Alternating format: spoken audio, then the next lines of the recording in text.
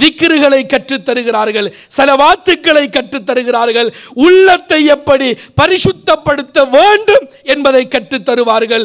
இந்த உள்ளத்தில் தான் அனைத்தும் இருக்கிறது என்பதை அவர்கள் போதிக்கின்றார்கள். அருமையானவர்களே, இதுதான் அவுலியாக்களோடு நம்முடைய சகவாசத்தை வைக்கிற பொழுது நமக்குள்ளால் வருகின்ற மாற்றம். உலகத்திலே தனக்கு என்று ஒரு கூட்டத்தை அல்லாஹ் வலிமார்கள் என்று தேர்ந்தெடுத்து இன்று உலகத்தில் ஒட்டுமொத்த உலகத்திலும் இஸ்லாம் பரப்பப்படுவதற்கு காரணமாக இந்த அவுலியாக்களை அல்லாஹ் தேர்ந்தெடுத்திருக்கிறான். அத்தறியப்படி தன்னில் மனத்து கொண்டு அந்த அத்தரை யாரெல்லாம் பூசுகிறார்களோ அவர்களுக்கும் மனத்தை ஏற்படுத்தி வைக்குமோ, இது போன்றுதான் அவுலியாக்களுடைய உறவு என்பது. அவர்களும் சாலிஹான முறையிலே, தக்குவாவுடைய முறையிலே தன் வாழ்க்கையை அமைத்து கொண்டு தன்னிடத்தில் வருபவர்களுக்கும் அந்த தக்குவாவை, அந்த நேசத்தை, அந்த அல்லாஹ்வுடைய அன்பை போதிக்கக்கூடிய நல்ல நண்பர்கள் அவர்கள். गौसे आज़म दस्तगीर, गौसे आज़म दस्तगीर, गौसे आज़म दस्तगीर, गौसे आज़म दस्तगीर. अल्हम्दुलिल्लाह वस्सलातु वस्सलामु अला सय्यिदिना मुहम्मदिन व अला आलिहि व सहबिहि अजमाइन अम्मा बाद फ़क़द क़ाल अल्लाहु तआला फ़ी कलामिहिल अज़ीज़ अऊज़ु बिल्लाहि मिनश शैतानिर रजीम बिस्मिल्लाहिर रहमानिर रहीम इहदिनस सिरातल मुस्तक़ीम सिरातल लज़ीना अन्अमता अलैहिम ग़ैरिल मग़लूबि अलैहिम वलद्दाल्लीन आमीन. सदक़ल्लाहु मौलाना अलील अज़ीम.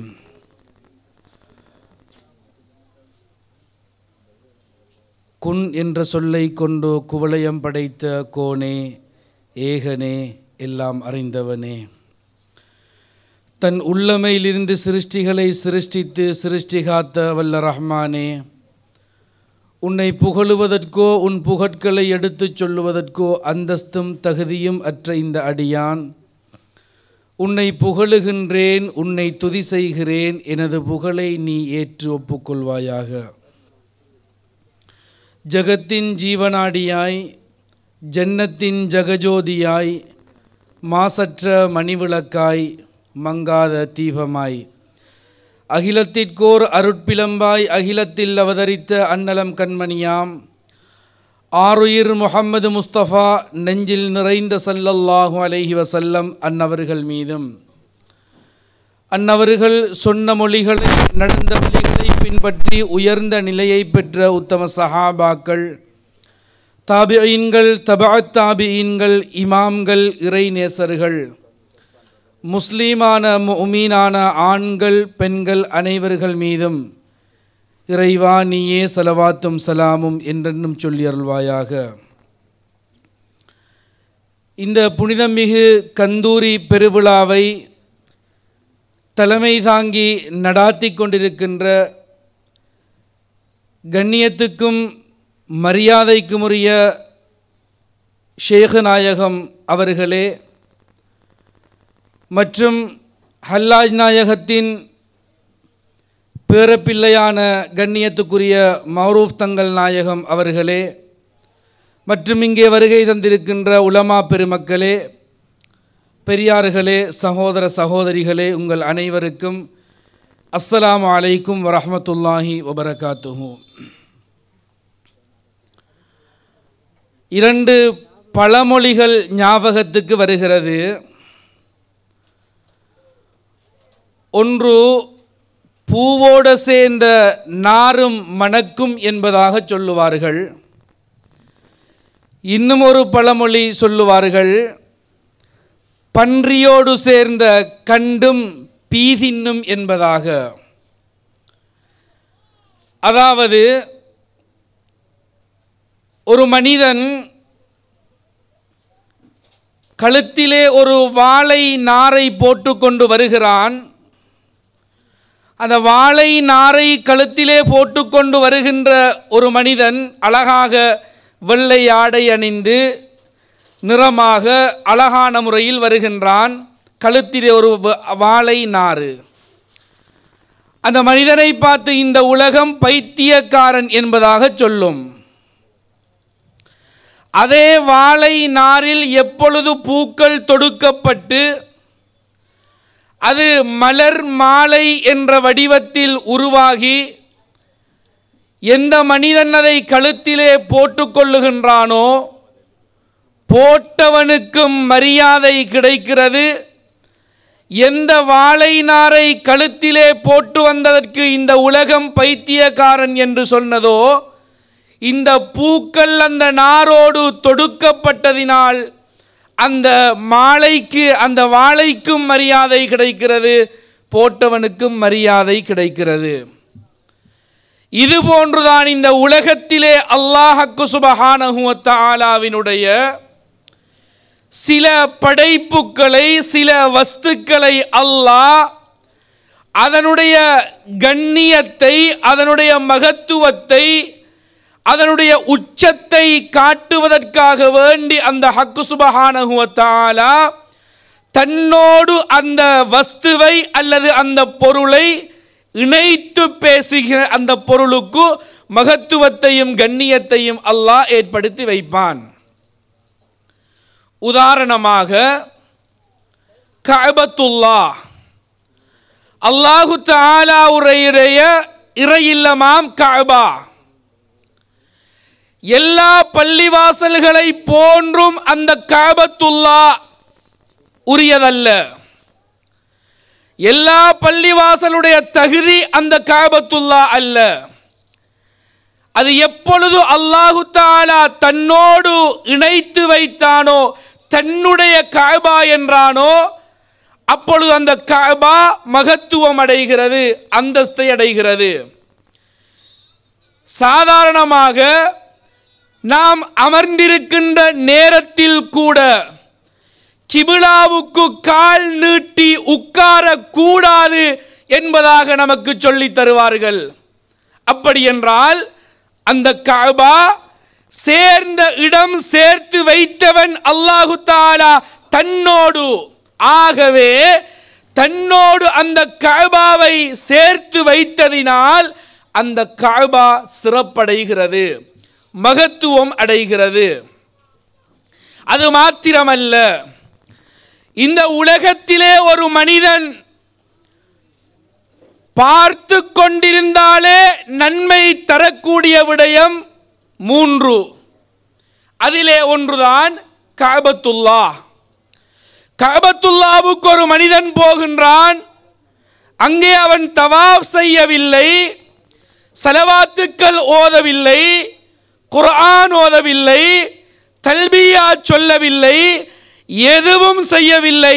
கஅபாவை மாத்திரம் பார்த்து, யா அல்லாஹ், இது என்ன உன்னுடைய இந்த கஅபாவின் மகத்துவம், இந்த கஅபாவின் அழகு என்ன என்று வெறுமனே பார்த்து கொண்டிருக்கிறான்.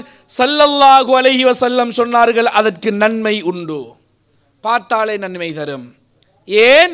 அல்லாஹு தஆலா தன்னுடைய கஅபா என்று தன்னோடு இணைத்து வைக்கிறான். அந்த கஅபா அந்த மகத்துவத்தை அடைகிறது.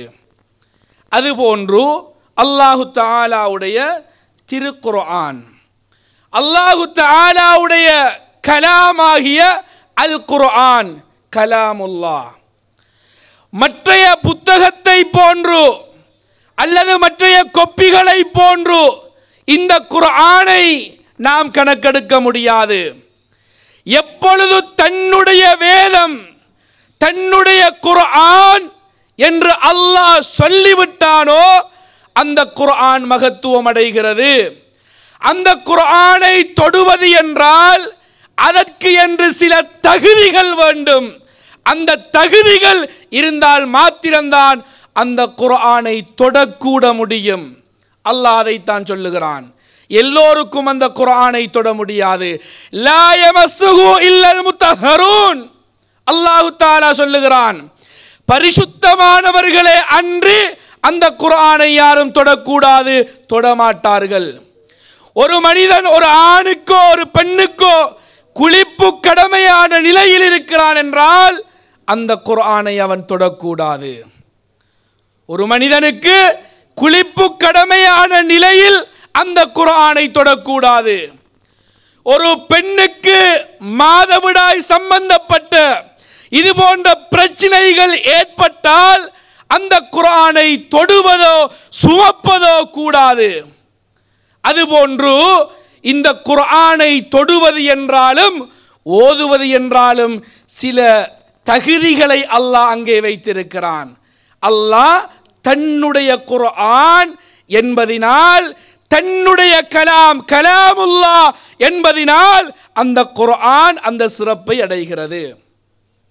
அதே போன்றுதான் அல்லாஹு தஆலா இன்று நாம் கொண்டாடக்கூடிய நம்முடைய வழிகாட்டிகளாக நாம் எடுத்திருக்கக்கூடிய வலிமார்களை பற்றி அல்லாஹ் சொல்லுகிற பொழுது அவுலியாஉல்லாஹ், அல்லாஹ்வுடைய அவுலியாக்கள், அல்லாஹ்வுடைய நேசர்கள் என்பதாக இங்கே அல்லாஹ் சொல்லி காட்டுகிறான். என்றால் மற்றைய மனிதர்களை போன்று, என்னை போன்று, உங்களை போன்று, மற்றுமுண்டானவர்களை போன்று, அவர்களை பார்ப்பதை போன்று இந்த அவுலியாக்களை நாம் பார்க்க கூடாது. அவர்கள் எப்பொழுது அல்லாஹ் தன்னோடு அந்த அவுலியாக்களை சேர்த்து கொண்டானோ அப்பொழுது அவர்களுடைய அந்தஸ்தும் மகிமையும் வேறாகி விடுகிறது, அந்தஸ்தும் மகிமையும் தனிப்பட்டு விடுகிறது. எப்படி இந்த குர்ஆனை எல்லோராலும் தொட முடியாதோ, எப்பொழுது அந்த கஅபா எல்லா பள்ளி வாயில்களை விடவும் அந்தஸ்து பெறுகிறதோ, அதுபோன்று அல்லாஹ்வுடைய அவுலியாக்கள் அனைத்து மனிதர்களை விடவும், அனைத்து படைப்புகளை விடவும் அல்லாஹ்வுடைய சன்னிதானத்திலே அந்தஸ்துள்ளவர்களாக, மரியாதையுள்ளவர்களாக அவர்கள் மாறிவிடுகிறார்கள். ஆகவே இந்த அவுலியாக்களை முதலாவதாக நாம் புரிந்து கொள்ள வேண்டும். எல்லாத்திலையும் கலப்படம் வரலாம், அதுக்கும் இஸ்லாத்துக்கும் சம்பந்தம் இல்லை.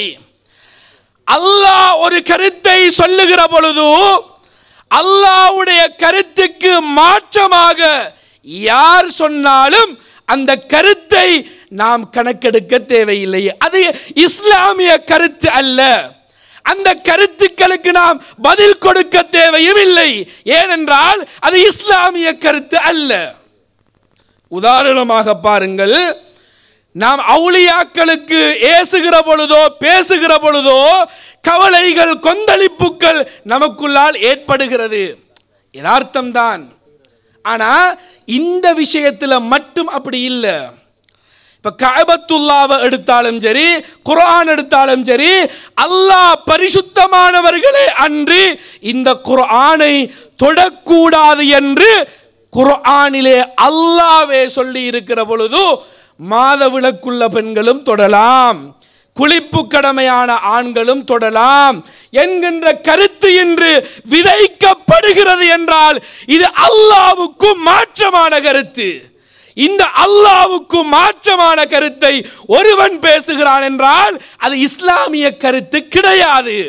ஆகவே அவுலியாக்களை ஒருவன் தன்னுடைய அறிவுக்கு எட்டிய விதம் சித்தரித்து பேசுகிறான் என்றால் அதை நாம் கணக்கெடுக்க வேண்டிய அவசியமில்லை. அதற்காக வேண்டி நாம் நம்முடைய நேரங்களை ஒதுக்க வேண்டிய அவசியமில்லை என்பதை புரிந்து கொள்ள வேண்டும். ஆகவே அருமையானவர்களே, அப்படி என்றால் இந்த அவுலியாக்கள் என்பவர்கள் யார்? அல்லாஹ்விடத்திலே இவர்கள் எப்படிப்பட்டவர்கள்? எப்படி அல்லாஹ் இவர்களை தன்னிலே வைத்திருக்கிறான்? ஸல்லல்லாஹு அலைஹி வஸல்லம் அவர்கள் இவர்களை பற்றி என்ன சொல்லி தருவார்கள் என்றால், முதலாவது அவுலியா என்றா யார்? அவுலியா என்றா யார்? அல்லாஹ் அதுக்கு என்ன சொல்லுகிறான்? அல்லாஹு தஆலா சொல்லுகிறான், இன் அவுலியாஹு இல்லல் முத்தகூன், இறையச்சமுடையவர்களை தவிர வேறு எவரும் அவுலியாக்களாக இருக்க முடியாது. அவுலியாக்கள் எப்படிப்பட்டவர்கள்? இறையச்சம் உள்ளவர்கள். அவுலியாக்கள் என்ற யாரு? அல்லாஹ்வுடைய இறைநேசர்கள். அவர்கள் எப்படிப்பட்டவர்கள்? இறையச்சம் உள்ளவர்கள். அந்த இறையச்சம் உள்ளவர்களுக்கு அல்லாஹ் எப்படியான விடயங்களை அவர்கள் பெறுகிறார்கள், அடைகிறார்கள் என்றால் ஸல்லல்லாஹு அலைஹி வஸல்லம் அவர்கள் சொல்லி காட்டுவார்கள், மன் காஃபல்லாஹ காஃப மின்ஹு குல்லு ஷை, யார் அல்லாஹ்வுக்கு பயப்படுகிறானோ அவர்களுக்கு இந்த உலகத்திலே உள்ள அல்லாஹ் அல்லாத அனைத்தும் பயப்படும் என்றார்கள் ஸல்லல்லாஹு அலைஹி வஸல்லம். பாருங்க, அல்லாஹ் அவுலியாக்களுக்கு முதலாவது கொடுக்கின்ற குவாலிஃபிகேஷன் என்ன? அவர்கள் தக்குவா உடையவர்கள். தக்குவாண்டா என்ன? இறையச்சம் உள்ளவர்கள். அல்லாஹ்வுடைய இந்த இறையச்சம் உள்ளவர்கள் எப்படிப்பட்டவர்கள் என்பதை ஸல்லல்லாஹு அலைஹி வஸல்லம் அவர்கள் சொல்லுவார்கள். அல்லாஹ்வுக்கு யார் ஒருவன் பயப்படுகிறானோ, அல்லாஹ்வுக்கு யார் ஒருவன் முழுமையாக பயப்படுகிறானோ அவனுக்கு இந்த உலகத்தில் உள்ள மாசிவல்லாஹ் அல்லாஹு தஆலாவை தவிர உள்ள அனைத்தும் பயப்படும், அனைத்தும் பயப்படும். அதை அல்லாஹ் இன்னும் ஒரு ஆயத்திலே அவுலியாக்களின் தன்மைகளில் இரண்டை குறிப்பிட்டு தெளிவாக பேசுவான். அலா இன்ன அவுலியா அல்லாஹி லா கௌஃபுன் அலைஹிம் வலா ஹும் யஹ்ஸனூன். அல்லாஹ்வுடைய அவுலியாக்கள் எதுவெல்லாம் நடக்க இருக்கிறதோ அதை நினைத்து பயப்படவும் மாட்டார்கள், எதுவெல்லாம் நடந்து முடிந்ததோ அதை நினைத்து கவலைப்படவும் மாட்டார்கள். இது அவுலியாக்களுடைய விசேஷமான ஒரு தன்மை. கண்டியிலே மீரா மக்காம் பள்ளி வாசலிலே நல்லடக்கம் பெற்றிருக்கிறார்கள். அவர் பேர் மீரா மக்காம் பள்ளி ஷிஹாபுத்தீன். கண்டியிலே மீரா மக்காம் பள்ளி வாசலிலே ஷிஹாபுத்தீன் வலியுல்லாஹ் நல்லடக்கம் பெற்றிருக்கிறார்கள். ஷிஹாபுத்தீன் வலியுல்லாஹ் நாயகம் அவர்கள் அவர்களுடைய கூட்டத்தோடு எஜமான் ஷாவுலமி நாயகம் அந்த கூட்டத்தோடு அப்படியே வருகிறார்கள். கண்டியிலே பெரகர நடந்து கொண்டிருக்கிறது. யானைக்கு மதம் பிடித்து யானை குழம்பி விட்டது. யானை அதையும் இதையும் அடித்து நொறுக்கி கொண்டு பாதையிலே வருகிறது. ஷிஹாபுத்தீன் வலியுல்லாஹ் அவர்கள் அந்த பாதையிலே போய் கொண்டிருக்கிறார்கள். மக்கள் எல்லோரும் சொல்லுகிறார்கள், பெரியவரே இந்த பாதையிலே நீங்கள் போக வேண்டாம், இந்த பாதையிலே நீங்கள் போக வேண்டாம், இப்படியான பிரச்சனை, யானை இப்படி குழம்பிக் கொண்டிருக்கிறது, போக வேண்டாம் என்று தடுக்கிறார்கள். அவர்கள் கணக்கெடுக்கவில்லை, போகிறார்கள். இப்படி நடந்து போகிறார்கள். யானையும் இவர்களை நோக்கி வந்து கொண்டிருக்கிறது. யானையும் இவர்களை நோக்கி வருகிறது. கிட்டவாக யானைக்கும் ஷிஹாபுத்தீன் வலியுல்லாஹ் அவர்களுக்கும் நெருங்குகிறார்கள்.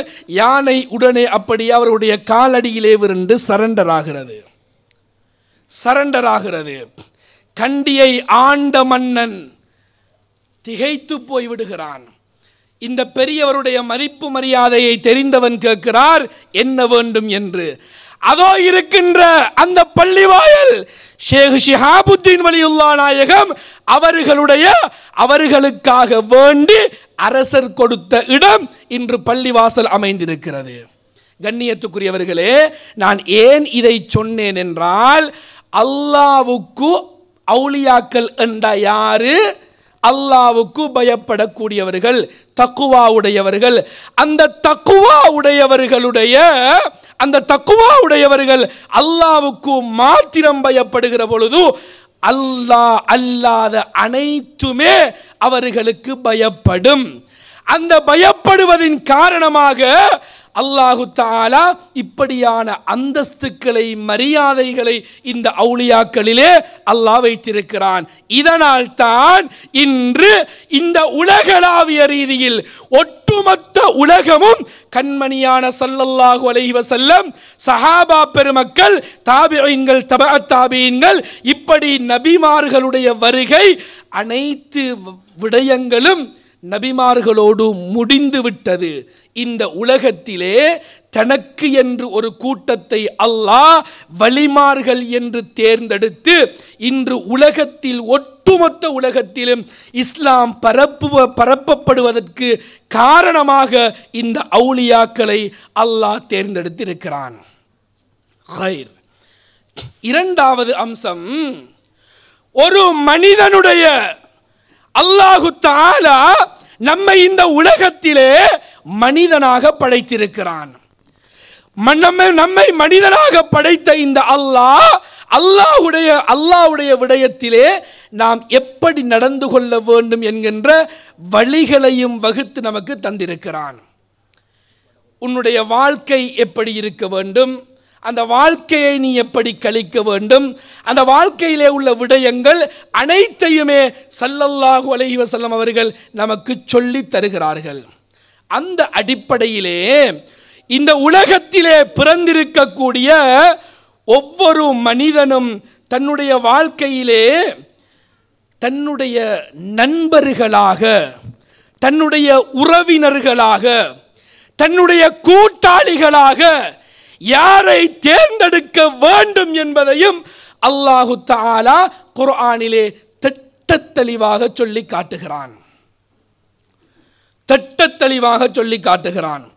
அல்லாஹு தஆலா அல் குர்ஆனிலே சொல்லுகிறான், யா அய்யுஹல்லதீன ஆமனு தக்குல்லாஹ், ஈமான் கொண்டவர்களே இத்தகுல்லாஹ், அல்லாஹ்வை பயந்து நடந்து கொள்ளுங்கள். வகூனு மஅஸ் சாதிகீன், சாதிகீன்களோடு நீங்கள் உங்களுடைய உறவுகளை வைத்துக் கொள்ளுங்கள். சாதிகீன்கள் என்றா அவுலியாக்கள், உண்மையாளர்கள், அல்லாஹு தஆலாவுடைய இறைநேசர்கள்.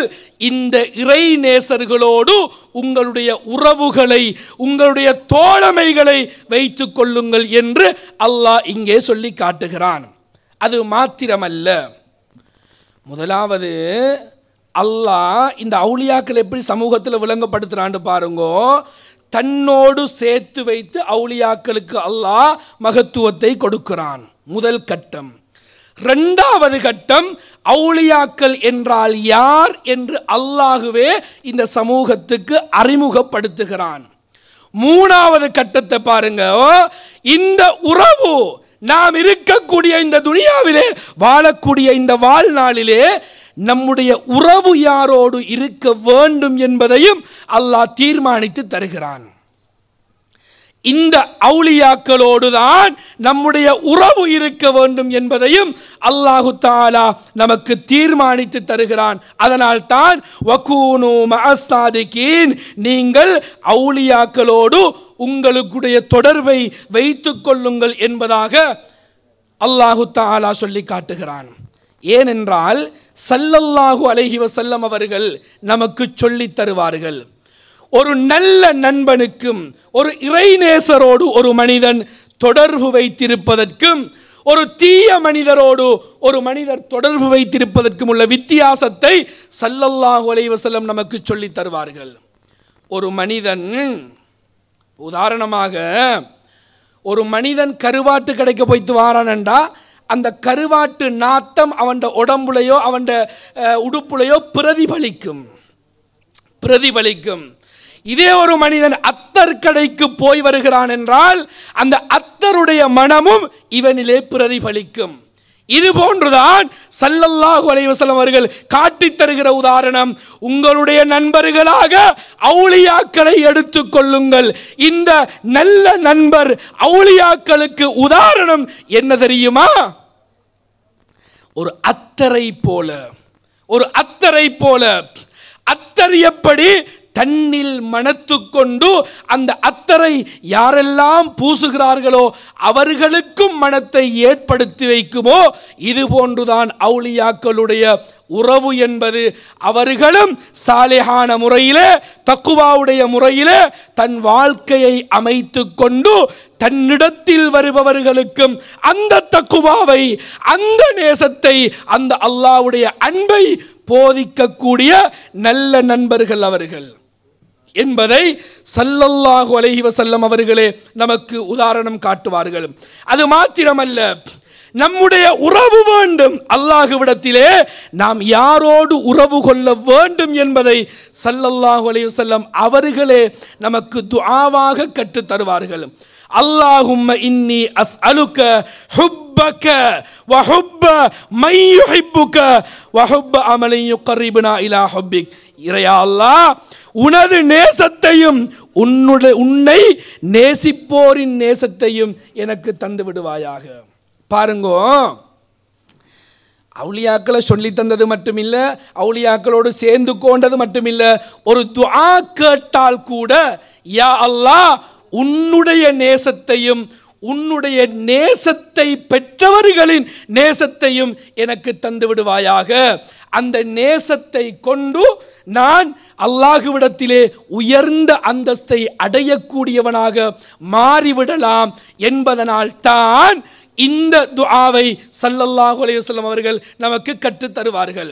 அது மாத்திரமல்ல, முதலாவது அவங்க யாரு, இரண்டாவது அல்லாஹ் அவங்களுக்கு கொடுத்த அந்தஸ்து என்ன, மூணாவது நம்மளோட தொடர்பு யாரிடத்தில் இருக்க வேண்டும், நாலாவது இந்த அவுலியாக்கள் எங்களுடைய உச்ச நண்பர்களாக வேண்டும் என்கின்ற துஆ, ஐந்தாவது அந்த உச்ச நண்பர்கள் ஆகின்ற பொழுது எப்படி ஒரு அத்தர் தன்னிலே மனமாக இருந்து பூசியவர்களிலெல்லாம் பிரதிபலிக்குமோ இது போன்று இந்த அவுலியாக்களோடு சேர்ந்து வாழுகிற பொழுது அந்த சேர்ந்தவர்களுக்கெல்லாம் தரீகா என்கின்ற ஹக்கான வழியை, அல்லாஹ்வுடைய சுவர்க்கத்தை அடையக்கூடிய வழியை, கண்மணி நாயகத்தை அடையக்கூடிய வழியை இந்த அவுலியாக்கள் நேரான பாதையாக, சிராத்தல் முஸ்தகீமாக, தரீகத்துல் ஹக்காக நமக்கு காட்டி தருவார்கள்.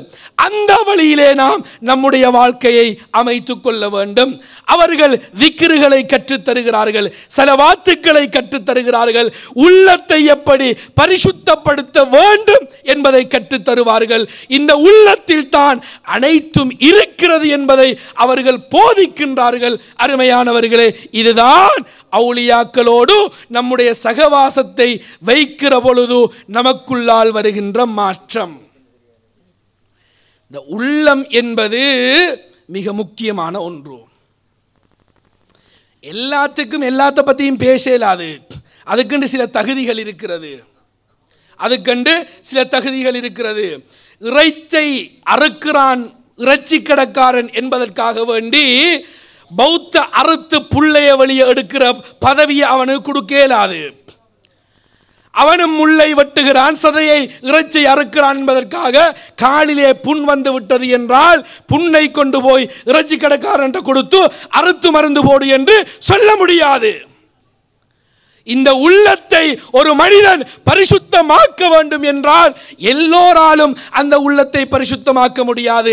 அதற்கு என்று சில ஸ்பெஷலானவர்கள் அவுலியாக்கள் இருக்கிறார்கள். அவர்கள்தான் அதை அறிந்தவர்கள். இந்த உள்ளம் என்றது நேரத்தை கருத்தில் கொண்டு சுருக்கமாக நான் பேசுகிறேன். எப்படி ஒரு மனிதன் அறிவது? தலையை பற்றி ஒரு மனிதன் அறியலாம், படிக்கலாம். மூளையை பற்றி ஒரு மனிதன் அறியலாம், படிக்கலாம். அல்லது மூச்சு கண்ணுக்கு விளங்காட்டியும் அப்படி உட்டா உணர்வு ஒன்று விளங்குது, அறியலாம், படிக்கலாம். உள்ளம் என்பது எங்கே இருக்கிறது? எப்படி படிப்பது? இந்த உள்ளம் என்பது எங்கே இருக்கிறது? அதை எப்படி படிப்பது?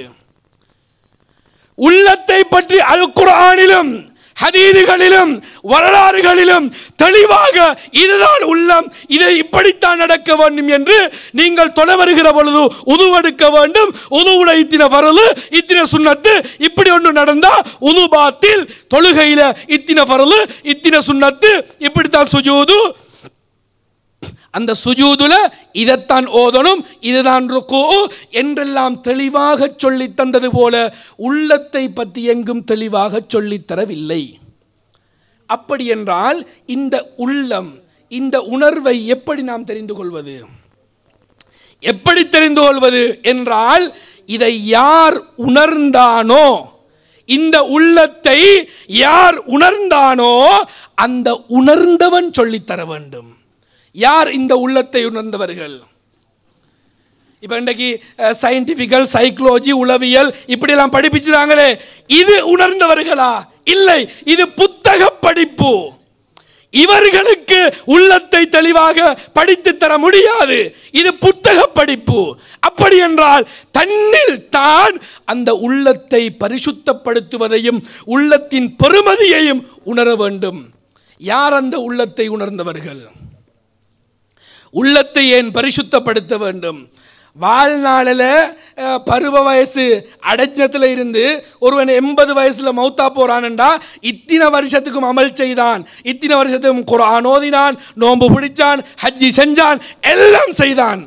அவன் அமல் பிரயோஜனம் அளிப்பதும் அளிக்காமல் விடுவதும் இந்த உள்ளத்தை வைத்தே. அதைத்தான் அல்லாஹு தஆலா குர்ஆனிலே சத்தியங்கள் பல இட்டு சொல்லுகிறான். சத்தியத்தை இட்டு அல்லாஹ் ஒரு விஷயத்தை பேசுறேன்டா, ஒரு முக்கியமான செய்தியை பேச போறேன்னு அதர பொருள். இப்படி பல சத்தியங்களை பண்ணிவிட்டு அல்லாஹ் சொல்லுகிறான், கது அஃப்லஹ மன் ஸக்காஹா வ கது ஹாப மன் தஸ்ஸாஹா. யார் இந்த உள்ளத்தை பரிசுத்தப்படுத்தினானோ அவன் வெற்றி அடைந்து விட்டான், யார் இந்த உள்ளத்தை மாசுபடுத்தினானோ அவன் தோல்வி அடைந்து விட்டான் என்று அல்லாஹ் சொல்லுகிறான். அப்படி என்றால் இந்த உள்ளத்தை பரிசுத்தப்படுத்துவது என்பது வாழ்வில் பிரதானமான ஒன்று, வாழ்வினுடைய மூல கருவே அதுதான். அப்படி என்றால் இந்த உள்ளத்தை யார் உணர்ந்து இதுதான் உள்ளம், இப்படித்தான் பரிசுத்தப்படுத்த வேண்டும், இன்ன விடயத்தை கொண்டுதான் பரிசுத்தப்படுத்த வேண்டும். உடுப்பு வெள்ள உடுப்புல கசறுபட்டா சர்ஃபெக்ஸில் அதுக்கு சரி வராது, அதுக்கு வேற மருந்து இருக்கு, வேற மருந்து இருக்கு. லேசா ஒரு ஊத்தப்பட்டா சன்லைட்டை போட்டு கழினாலும் பெய்த்திரும். இது மாதிரி உள்ளத்தை பரிசுத்தப்படுத்துவது என்ன வழியில், எப்படியான முறையில் என்பதை கற்றுத்தந்து இந்த உலகத்திலே மனித சமுதாயத்தை நல்லவர்களாக சீரவிகளாக ஆக்குவதற்கு நபிமார்களுக்கு பதிலாக நபிமார்கள் செய்த அந்த வேலையை அதே இடத்தில் நின்று கொண்டு இன்று உலகத்தில் செய்து கொண்டிருப்பவர்கள் ஷைகுமார்கள், அவுலியாக்கள். அதனால் தான் அல்லாஹ் அந்த அவுலியாக்களை தன்னோடு சேர்த்து வைத்தான். இந்த அவுலியாக்களோடு அவர்களின் தகுதி இதுதான், இவர்களோடு உங்கள் நட்பை வைத்துக் கொள்ளுங்கள், நீங்கள் பரிசுத்தமாகுவீர்கள் என்பதை அல்லாஹ் உணர்த்தினான். ஆகவே இந்த அவுலியாக்கள் சென்ற வழியில் நாமும் சென்று நல்லவர்களாக ஸ்ரீதேவிகளாக வாழுவதற்கு எல்லாம் வல்ல அல்லாஹ் சுப்ஹானஹு வ தஆலா நம் அனைவருக்கும் கிருபை செய்வானாக. ஆமீன். வ ஆகிரு தஅவானா அனில் அல்ஹம்துலில்லாஹி ரப்பில் ஆலமீன் வமா அலைனா இல்லல் பலா. அஸ்ஸலாமு அலைக்கும் வ ரஹ்மத்துல்லாஹி வ பரகாத்துஹு. லா இலாஹா இல்லல்லாஹ், லா இலாஹா இல்லல்லாஹ், லா இலாஹா இல்லல்லாஹ், லா இலாஹா